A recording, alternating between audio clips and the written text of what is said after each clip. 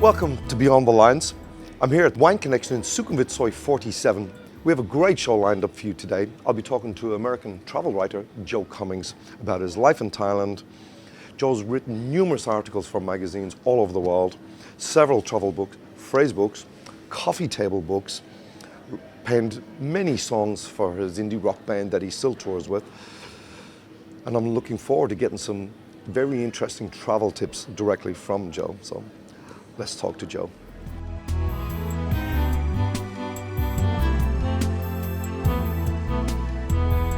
Welcome to Beyond the Lines, and I'm here with Joe Cummings. Joe, welcome to the show. Yep, thank you very much. Thank you for being here on this balmy hot day in Bangkok. Yeah, it's pretty hot. It's seriously hot, isn't it? Yeah. Joe, tell us, what inspired you to become a writer? I think it was bad behavior in school. Really? Yeah, really. I always liked to write, but I didn't really think about it consciously when I was a kid. But by the time I was living in France in international school in 5th grade, so I was 10 years old, I would have been there. The teacher was so fed. She said that I was a complete distraction to the rest of the class. They wouldn't let anyone else learn because I was just cutting up all the time, except during the composition hour.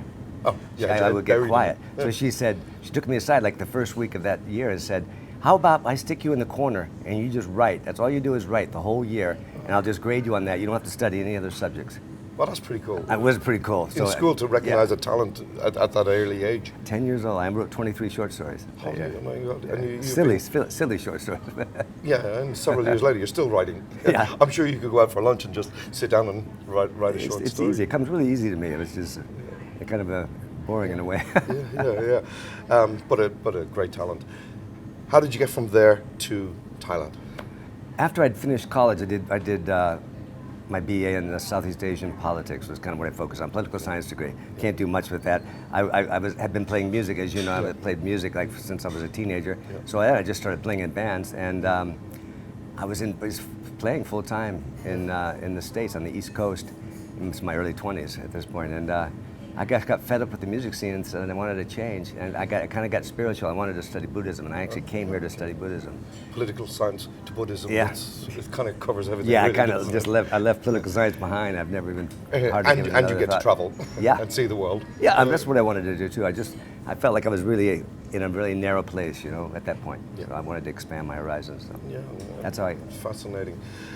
So you arrived in Thailand, and The Lonely Planet, the first edition, and for many years you continue to work on that. How did that was come the about? thing. I mean, when I was here in Thailand, it was like towards the end of my stay before I went back to the States.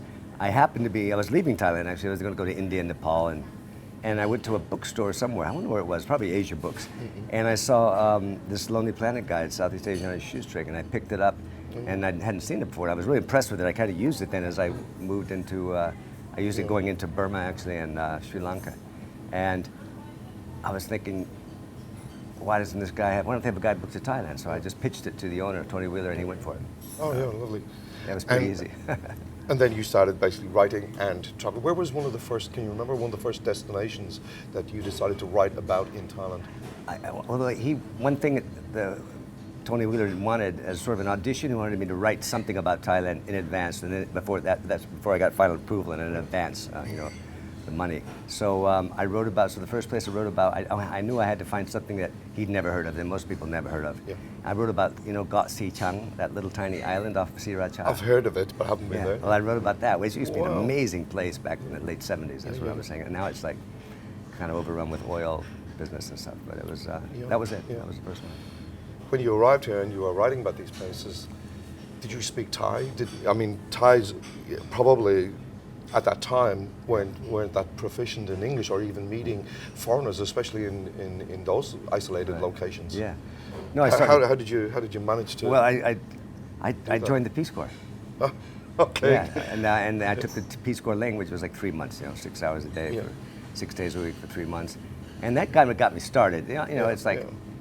It gave me a base, but then I studied further. I went back to the States and did my master's at UC Berkeley, and there I studied serious Thai, like started reading classics, epics and things like that, and poetry, which is really hard. And so after that experience, I felt like I really had Thai, and that was about the same time I did the first edition of Thailand. So I was pretty much fluent in Thai when I did the first edition. Wow, okay. Already. So how many years did you actually, did you work on The Lonely Planet from the first edition Yeah. through to... Well, yeah, 25 years. Uh-huh. The first research trip was in 1981, Yeah. and the last one was in 2005, and the last writing was in 2006. So it was 25 years, and I did a new edition every 2 years. So it was Yeah. like, I forgot, 12 or 13 editions of it. And now another team has taken it over since I left in 2006. While just traveling constantly back and forth to... Yeah, I used to spend about 6 months a year just on the Thailand book, and then the rest of the year, various other writing projects. And while you're traveling, I guess you got to play a bit of music. And did you find interesting musicians and bands in Thai? Did you get involved with Thai music at all? A little bit. Less so in the. I mean, I probably. It took me a while to get into playing Thai music. Not that I play Thai music very well. I know a bit about it, but I can kind of jam along now with all the different forms. None of them really well. Malam is probably my strongest thing. But no, in the beginning I was playing with like Thai pop bands and Thai.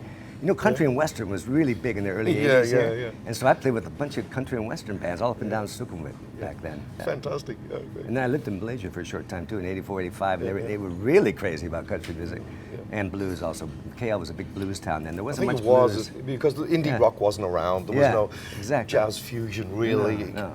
Hadn't really taken off in Asia or anything, or funk That's really it. had it. That's it. Although there was some Thai funk bands quite some time ago. Yep. And they were kind of that early funk era was kind of gone by the time I got here. It was like early 70s and late 60s. And I wish I could have gotten into that. Actually, we could talk about music all day. It's great. I love it. But back to writing.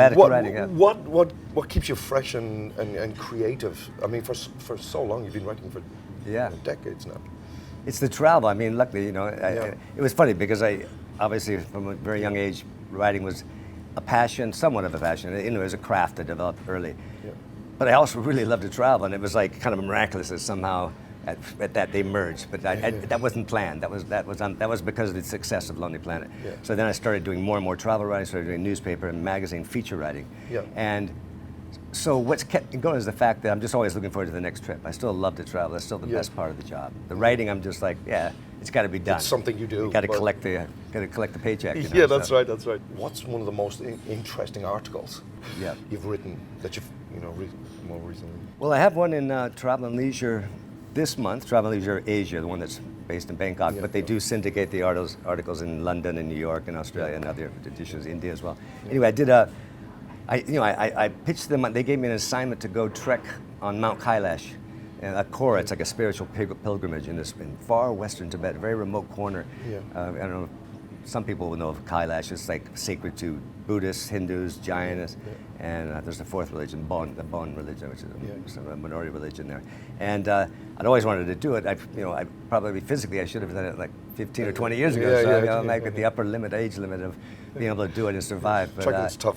And it was a great trip. It was like, and because it was a great trip, and it was kind of an epiphanic experience, I could say, for me. So then it became a nice article. I'm really proud of that one. And I believe it's the longest travel feature they've published. Oh wow! It's like instead of the standard 2,000 words, it's like over 3,000. Okay, that's an article you'll definitely have to check out. From articles. Coffee table books, and this is one. I mean, the rest are sold out. Like, I couldn't even get any. So and there's a second edition coming as well. Right. Yeah. This one's like 3 or 4 years old, and it's doing quite well. For a coffee table book, which coffee table books aren't usually mega sellers. They're not like novels, obviously, or even some like self-help books. They do really well. But so books like this, they're just kind of simmering, But this one's the best selling of all the ones I've done, and maybe because tattoos are just they're so fashionable all around the world. People want to know, especially. Kind of got some magic mixed in there, so people. Yeah, and these are compelling. sacred tattoos as well. Yeah, so it's an easy topic. People like it. People get into it. They go, oh yeah, and the more they hear about it, the more they want to know. And it was the same with me when I started researching this topic.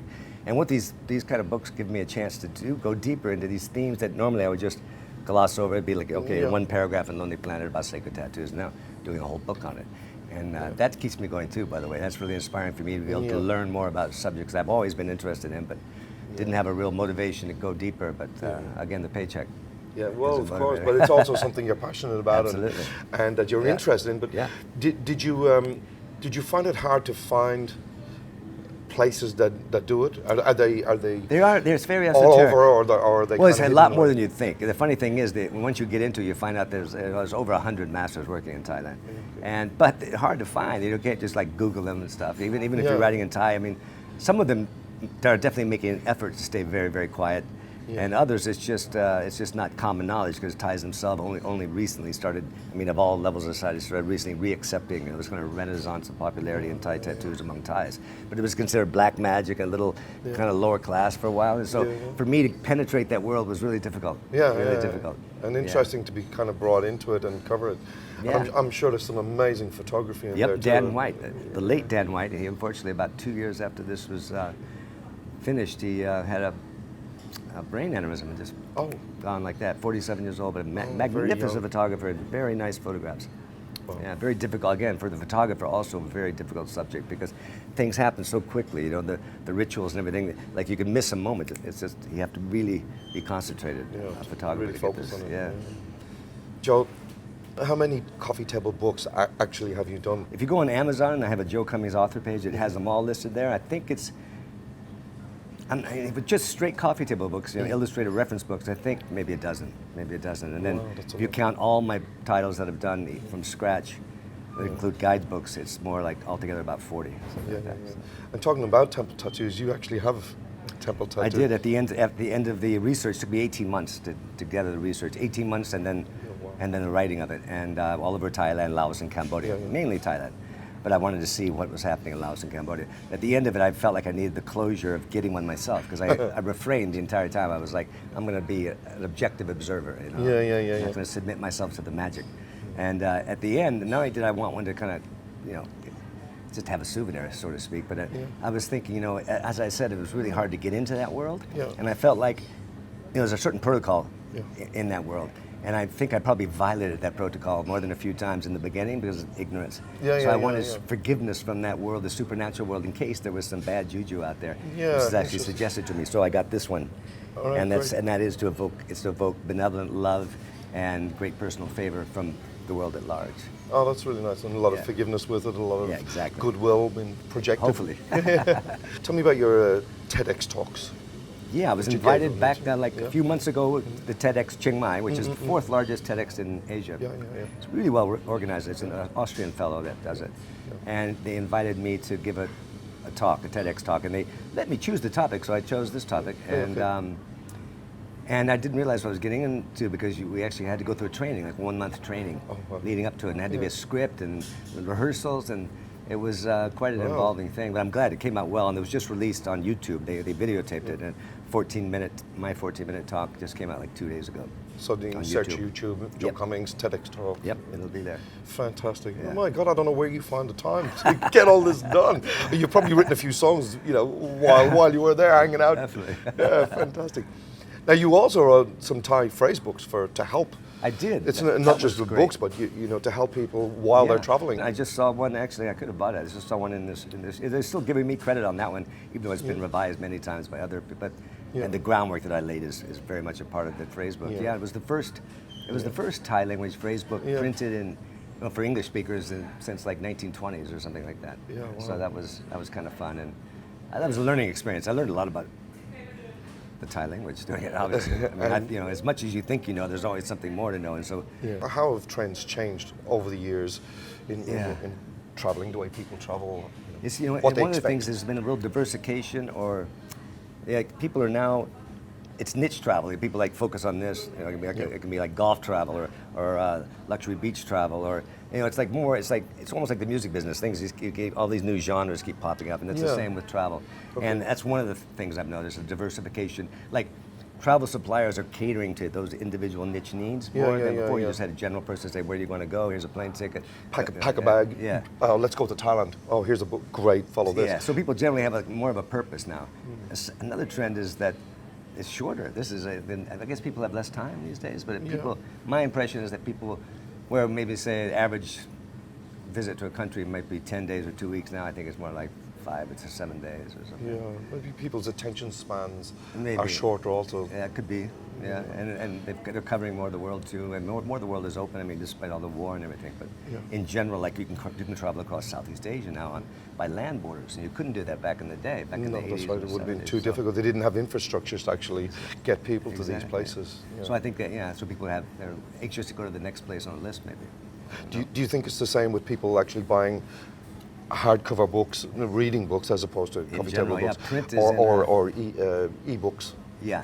it's like people are getting a lot of information online now. Yeah. Inspiration and information online. So that you have so many different kinds of sources now for information on travel. That's a big change. Yeah. That's a positive change. It's sort of the democratization.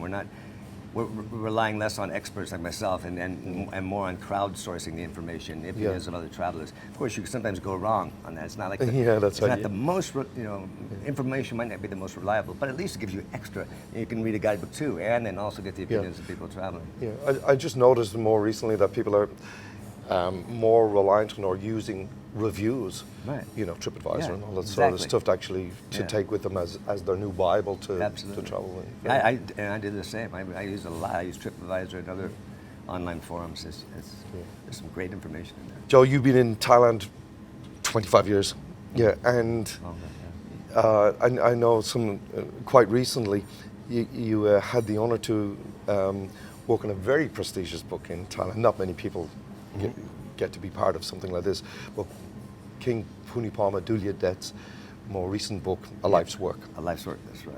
Can you tell us a little bit about that and the how you got involved? Sure, the publisher is Edition DJ Millet. It's ostensibly a French language publisher, but they mainly are doing English language books these days, based in Singapore. And I had worked on 2 other books of theirs earlier. And one of them I was the project editor of it, so I worked on it for a year and a half. So they were familiar with my work, and they were commissioned. They worked out a deal, and commissioning would probably not be the right word, but it was a Palace authorized biography. They had, from the highest levels, there was this idea that let's set the record straight in a way, because there had been lots of some famous books that we can't mention that had been out. It was sort of in a way meant to, not so much to counter that writing, but it was to actually set the record straight, because there was a lot of misinformation.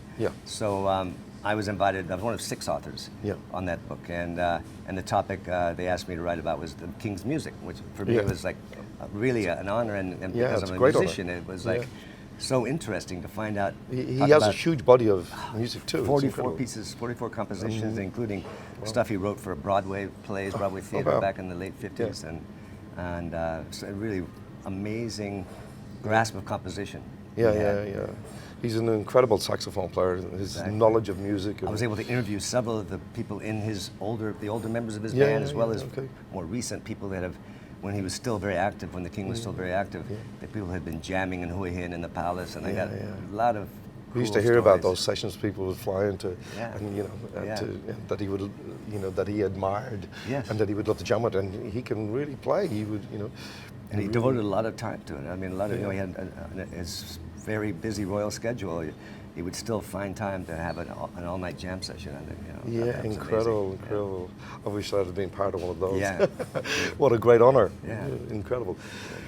Joe, young writers, people coming out, whether it's in journalism or writing a book, or what would be your advice to a writer, trying to get a published deal or release their first book? Or they need to really work on the craft of writing first, and then it's what I think a lot of. Again, it's so niche these days. So people have a genre they pick. They want to be a writer in this thing. They want to be whatever it is. But I think I know most of it is travel writing. So people come to me, and I even teach workshops sometimes, and they're so focused on the outside structure of that career. With travel, it's just traveling. They want to travel. They want to write to travel rather than travel to write. And you have to get your priorities straight, because you're not going to make a living otherwise. I mean, in any field of writing, it's only the top 1%, I would say, skill-wise, that actually can make a full-time living in writing. It's just a very difficult skill to develop. They don't really, you can go to creative writing courses at university, you can take journalism, master's degree, but it only teaches us so much. Again, it's the outer form, to get the inner part, the part that actually sells. It has to be in you. It takes a long time. It takes a lot of training. I'd say it takes the average person 5 years to just be kind of basic writer. So I just practice, write, take a lot of writing courses, but never forget that you got to be the best. Aim to be the best. Hard work. It really is hard work, isn't it? Will we ever see a novel by Joe Cummings? I'm afraid to do a novel. I have a few ideas. I even at one point almost had a deal with Random House when Judith Reagan was one of the publishers there, and I knew someone who knew her, and she asked me to come in and talk in New York. She said, I got 15 minutes for you, give me the pitch. And I ended up staying 2.5 hours, and I almost had a contract, but then she was fired, and I have never followed it up since then. But that idea is still in the back of my mind. But thing. I'm just so afraid that it wouldn't do well. I'd be so embarrassed. You know, I mean, all my other stuff, I'm so successful. Oh, It's don't like- be afraid. Just get it out there. Get it out there. I do wish you the best of luck, and I'm sure all our viewers wish you the best of luck with everything. So thank you so much for being on the show, and Yeah. it's been an pleasure. absolute pleasure. Yeah, thank you. Talking to you. Thank you, Keith. Good Thanks. stuff. All right, great. Thank you for watching.